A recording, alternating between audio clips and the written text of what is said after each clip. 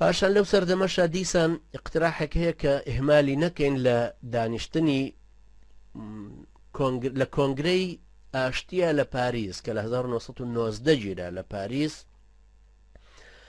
وەزیری خارجەی ئێران و کاتە ناوی نوسرەت الدەولە بوو. نوسرەت الدەولە اقتراحێکی کرد، وتی ئەو بەشەی کە لە کوردستان ئەو بەشە کوردستانی کە لای ئێمەیە لەگەڵ ئەو ویلایەتانەی ئەرزڕۆم کە لە ڕۆژهەڵاتی ئێستای تورکیا کوردستانی باکووری ئێمەیە لەگەڵ بەشێکیش لە کوردستانی باشووری ئێستای ئێمە، وتی با ئەمانە هەمووی بکەین بە یەک ئیدارە بە ناوی یەکێتی کوردستانی یەکبوو.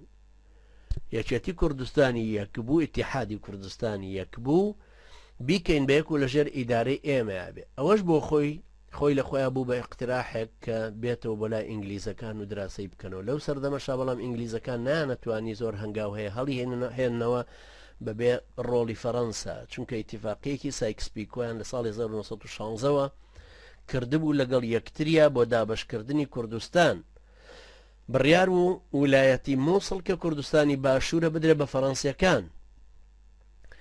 فەڕەنسیەکان دوایی تەراجعیان لەوە کرد و ئینگلیز توانی قەناعەتی پێ بکە، قەناعەت بە فەڕەنسیەکان کە لە دانیشتنەکەی لەندەن کە لە نێوانی ئینگلیز و فەڕەنسا و ئیتالیەکانە کرا قەناعەتیان پێ بکە کە واز لەو خاڵە بێنن لە بەرامبەر هەندێک امتیازاتی تر لە ئەڵمانیا یان هەندێک امتیازاتی تریش کە لە سووریا سووریان بە یەکجاری خستە ژێر ئینتیدابی فەڕەنسیەکانەوە.